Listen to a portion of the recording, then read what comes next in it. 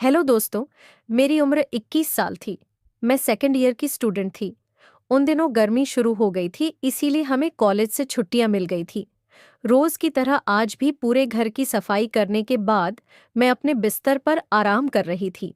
थकान से चूर होकर ऐसा लग रहा था जैसे पूरा बदन अकड़ गया हो।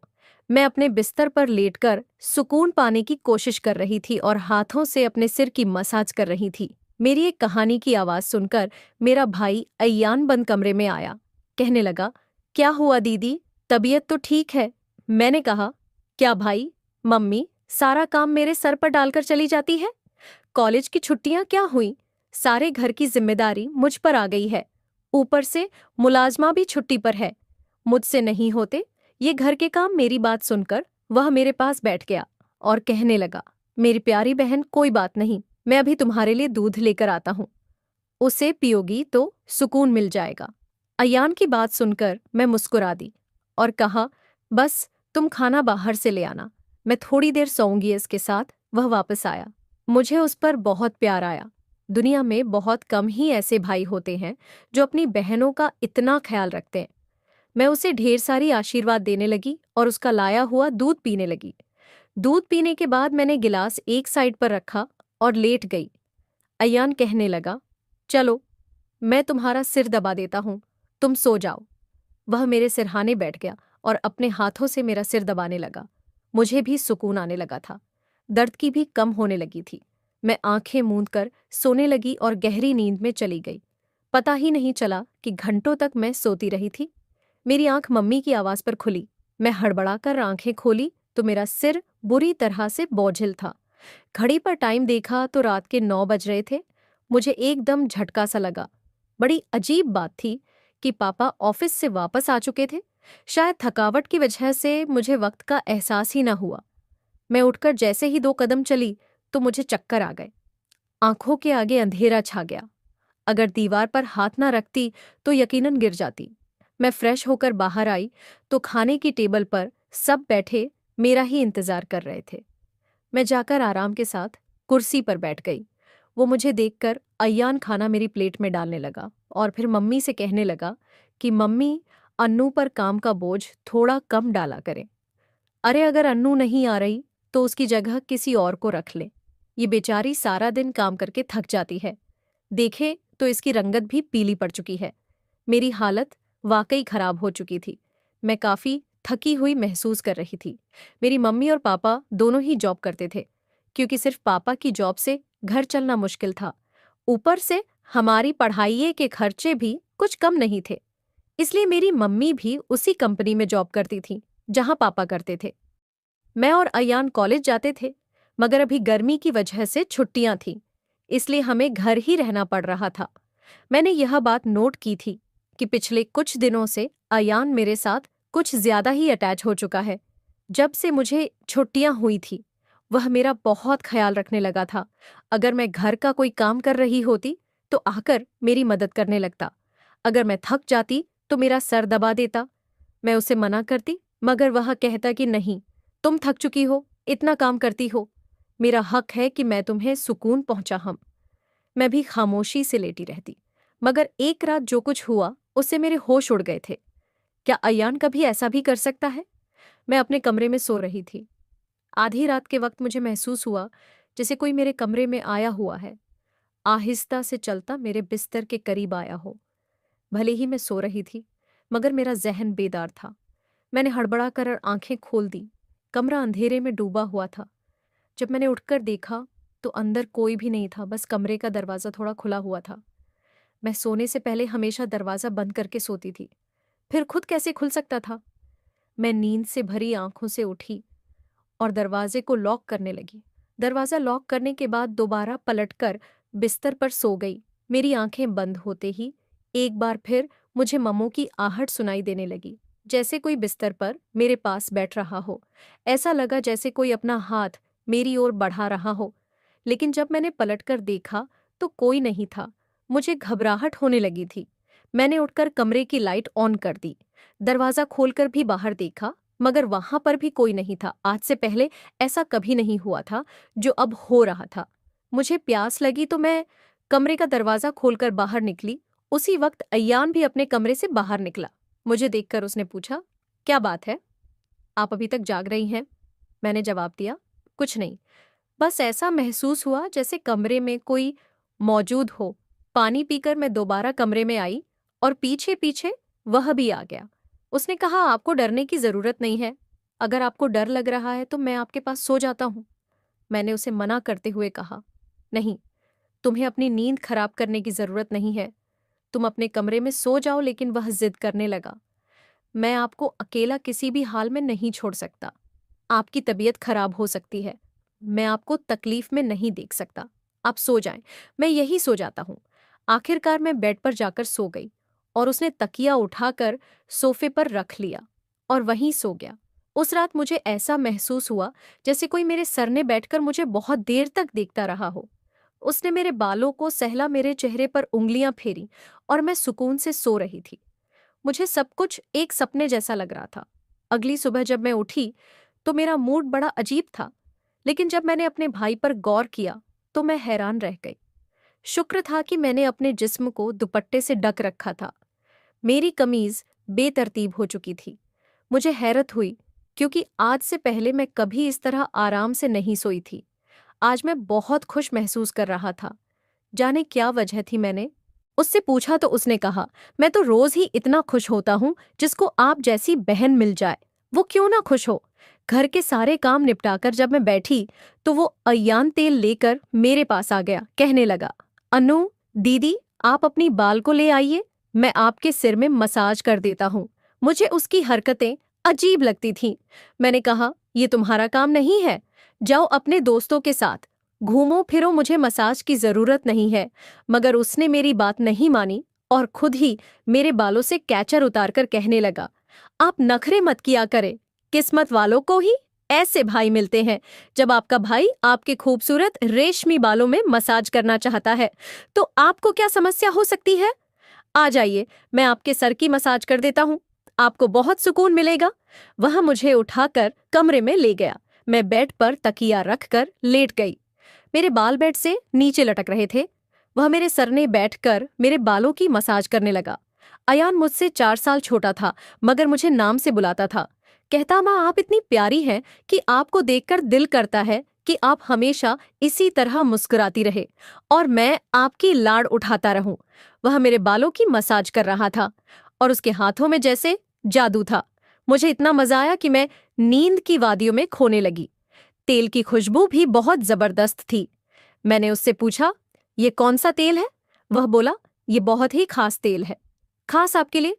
आपके जो इतने हसीन बाल हैं ना, यह उन्हीं बालों के लिए बना है। उसकी बातें बहुत प्यारी थी। मैं समझ नहीं पाती थी कि वह किस तरीके से बात कर रहा है। बहरहाल मसाज के दौरान ही मैं नींद में खोने लगी। कुछ देर बाद जब मेरी आंख खुली तो मेरा पूरा बदन दर्द से टूट रहा था। ऐसा लग रहा था जैसे मेरी टांगों पर बहुत ज्यादा वजन रख दिया गया हो। पूरे बदन में दर्द सराय कर रहा था। धीरे धीरे उठकर बैठी और आसपास देखने लगी।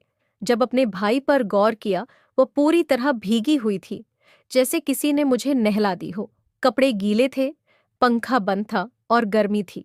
ये सब क्या हो रहा था? मैं बड़ी मुश्किल से बेड़े उठी। मुझे चक्कर आ रहे थे, चलना मुश्किल हो रहा था। मैं अपनी हालत समझ नहीं पा रही थी कि यह सब क्या हो रहा है। बड़ी मुश्किल से चलकर बाथरूम गई और फ्रेश हुई। अपनी हालत पर गौर किया तो ऐसा लगा जैसे मैंने सोया नहीं, बल्कि कोई मेहनत वाला काम कर रही थी। जब मैं कमरे से बाहर निकली तो मुझे फुसफुसाना की आवाज आई। ऐसा लग रहा था जैसे कोई किसी से बात कर रहा हो। घर में मेरे और उसके अलावा कोई नहीं था। फिर वह किसके साथ बात कर रहा था? मैं पहले किचन में पानी पीने गई, मगर तब तक आवाज आनी बंद हो गई थी। मैं किचन के दरवाजे के पास खड़ी थी जब वह व्यक्ति बैठक से निकला। उसके हाथ में काफी पैसे थे, जिन्हें देखकर वह मुस्कुरा रहा था। मेरे माथे पर बल पड़े। अगले ही पल उसकी नजर मुझ पर पड़ी। मुझे देखकर कहने लगा, अन्नू आप उड़ गई। मैं चलते हुए उसके करीब आई। वह हड़बड़ाकर पैसे अपनी पैंट की जेब में डाल रहा था, मगर मैंने उसका हाथ पकड़कर उन पैसों को सामने लाकर कहा, इतने पैसे तुम्हारे पास कहाँ से आए? वह नजरें झुका चुका था। कहने लगा, आप प्लीज पापा को मत बताना। मैं ताज्जुब में थी कि उसने यह पैसे पापा के क्यों नहीं दिए। मैंने सख्ती से पूछा तो वह सहम गया। कहने लगा, ये पैसे तो पापा के एक दोस्त ने कई साल पुराने कर्ज के रूप में लौटाए थे। मैंने सोचा था कि इनसे ही मोबाइल लूंगा, लेकिन उसने पैसे मुझे थमा दिए। मैंने कहा, हाँ, तुमने अच्छा किया।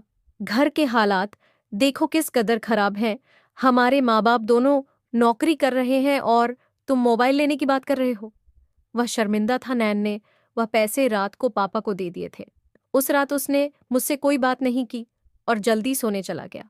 अगले दिन मैं किचन में काम कर रही थी जब अयान अपने दोस्तों के साथ घर में दाखिल हुआ। वह जितनी हैरान होती उतना कम था, क्योंकि वह अपने दोस्तों को सीधा लाउंज में ही ले आया था। उस वक्त मैं दुपट्टा उतारकर बर्तन धो रही थी। जब वह सब हंसते हुए अंदर आए, मैंने तुरंत दुपट्टा किया और फिर अय्यान को समझाने लगी कि यह क्या तरीका है। तुम जानते हो इस वक्त मम्मी पापा घर नहीं है, फिर भी इन लोगों को घर ले आए हो। अय्यान कहने लगा, ये मेरा घर है। जब आपको मेरा ख्याल नहीं है तो मैं आपका ख्याल क्यों करूं? अच्छा खाना तैयार करो, मेरे बहुत खास दोस्त हैं। वह मुझसे का काफी नाराज हो चुका था, मगर अब मैं क्या करती? खाना तो बनाना जरूरी था। मैं उसके दोस्तों के लिए खाना बनाने लगी तो वह बोला, खाना परोसने भी तुम खुद ही आओगी। मुझे अय्यान का रवैया हैरान कर रहा था। छोटी सी बात पर वह ऐसे कैसे बदल सकता था? मैंने खाना टेबल पर लगा दिया। मैंने गौर किया कि उसके दोस्त बार बार मुझे घूर कर देख रहे थे। वे सभी अय्यान की उम्र से बड़े थे और अजीब तरीके से घूर रहे थे, जैसे कच्चा ही खा जाएंगे। मैं अपने कमरे में बंद होकर रह गई। जैसे ही वे गए तो मैं अय्यान पर फट पड़ी कि दोबारा तुम्हारे दोस्त मुझे इस घर में नजर ना आए। मगर वह तो अगले ही पल मेरे गाल थामकर कहने लगा, इतना गुस्सा कहाँ से आता है? उन्होंने नहीं आएंगे वे दोबारा। मगर आप इस बारे में मम्मी पापा को कुछ नहीं बताएंगे कैसा लड़का था। ये कभी प्यार जताने लगता तो कभी चिढ़ने लगता। बहरहाल मैंने हमें सर हिला दिया और अपने कमरे में चली गई। मुझे अय्यान की हरकतें कुछ मुश्किल सी लगने लगी थी, क्योंकि वह मुझे अजीब तरह से देखने लगा था। उस रोज भी जब मैं अपने कमरे में आराम करने के लिए सोई तो अचानक मुझे अपने पैरों पर किसी के हाथ महसूस हुए। मैंने बौखलाकर आंखें खोली तो अयान मेरे पैरों को अपनी गोद में रखकर मसाज दे रहा था। मैंने उसे ऐसा करने से मना किया, मगर वह कहने लगा, मैं जो कर रहा हूं मुझे करने दे। इस घर में एक मैं ही हूं जिसे आपकी इतनी फिक्र है। मम्मी पापा को तो काम से ही फुर्सत नहीं है। खैर, मैं भी थक चुकी थी। आंखें बंद की और सोने लगी। अनयान के हाथों के मसाज से मैं नींद की गहराई में खोने लगी थी। मगर जब मेरी आंख खुली तो मेरे होश उड़ गए। मेरा सर बुरी तरह चकरा रहा था। बिस्तर की चादर बिल्कुल बेतरतीब हो चुकी थी। बिस्तर पर एक शर्ट और एक मेल परफ्यूम पड़ा था। ये सामान किसका था? मैं तो कुछ भी बोल नहीं सकी। सर में इतनी तेज दर्द था कि मैं दोबारा बिस्तर पर गिर गई। ऐसा लग रहा था जैसे किसी ने मुझे बेहोशी की दवा पिला दी हो। मुझे पास में फुसफुसाना दे रही थी, मगर कौन बोल रहा था ये मैं पहचान नहीं सकी। मुझे तो बस अयान की आवाज सुनाई दे रही थी। ऐसा लग रहा था जैसे वह मेरे कमरे में मौजूद हो और मुझे उठाने की कोशिश कर रहा हो। कुछ देर बाद जब मेरी आंख खुली तो सारा दृश्य मेरी नजरों के सामने घूमने लगा। मैंने सबसे पहले बेड की तरफ देखा, जहां शर्ट और परफ्यूम पड़े थे, मगर अब वहां कुछ भी नहीं था। आज फिर मेरी हालत बड़ी अजीब थी। मैं बच्ची तो नहीं थी जो यह सब कुछ समझ ना पाती। घर में मेरे और अय्यान के अलावा और कोई नहीं था। फिर मेरे सोने के बाद ऐसा क्या होता था कि मेरा पूरा शरीर पानी से नहला दिया गया हो। सिर्फ इतना ही नहीं, मेरा शरीर दर्द से चूर था और रंगत भी बिल्कुल पीली हो चुकी थी। दिन ब दिन ही भी अय्यान मेरे करीब आने की कोशिश कर रहा था, मगर मैं बहाना बनाकर अपने कमरे में आ गई थी। दिमाग में अजीब से विचार आने लगे थे। तबीयत भी काफी खराब थी। मेरी हालत देखकर माँ भी परेशान होने लगी। उन्होंने कहा कि वह अगले दिन ऑफिस से छुट्टी लेकर मुझे डॉक्टर के पास ले जाएंगी, ताकि पता चल सके कि मुझे क्या समस्या है। उस रात मैं बार बार उठ रही थी और ठीक से सो नहीं पाई। अगले दिन मेरे माता पिता हमेशा की तरह अपने काम पर चले गए थे। उन्हें शायद मेरी परवाह नहीं थी। मैं खुद ही डॉक्टर के पास गई, जहां अल्ट्रासाउंड में पता चला कि मैं गर्भवती हूँ। आखिर यह सब मेरे साथ कौन कर सकता था? अयान मेरा भाई था, लेकिन फिर मेरे दिमाग में यह बात आई कि मैं उसे सगा भाई समझती हूँ, बात ऐसी थी कि किसी से छिपी नहीं थी कि मेरा सौतेला भाई है, वह मेरी माँ की दूसरी शादी से है, जबकि मैं माँ की पहली शादी की औलाद हूँ। इस तरह की बातें मुझे गलत सोचने पर मजबूर कर रही थी। समझ नहीं आ रहा था कि कैसे अपने माँ बाप को ये बात बताऊं। अयान मेरा सौतेला भाई जब मेरे पास बैठता तो कभी मेरा हाथ पकड़ता तो कभी मेरे गाल खींच देता।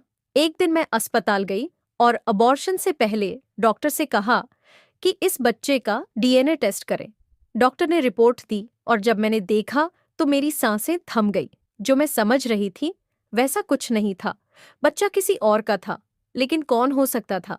मैंने अपने कमरे में मोबाइल का कैमरा फिट कर दिया। एक दिन जब माँ बाप घर पर नहीं थे, अयान फिर मेरे पास आया और मेरे सिर की मालिश करने लगा।